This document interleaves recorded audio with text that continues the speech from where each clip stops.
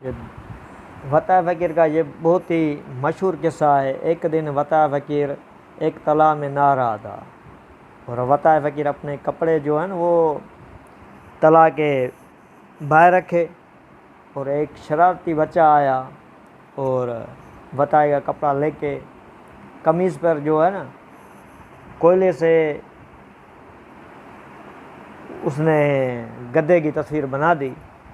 वता फ़कीर उस टाइम नहा रहा था और जब नहा के बाहर निकला कपड़े पहने, वता फ़कीर ने देखा तो कपड़े में गधे की तस्वीर बनी हुई है। वता फ़कीर ने आसपास वाले लोगों के आगे ज़ोर से बोला, किस गधे ने मेरे कपड़ों से चेहरा साफ किया है। तो सारे बंदे सुन कर हंस पड़े और वता फ़कीर का ये किस्सा बहुत ही मशहूर है।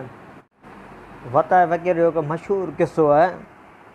हिकिड़े ॾींहुं छा थो करे त वता फ़कीर कंहिं तालाब में वेंझियो हुए ऐं कपिड़ा पंहिंजा तालाब जे ॿाहिरि रखियईं।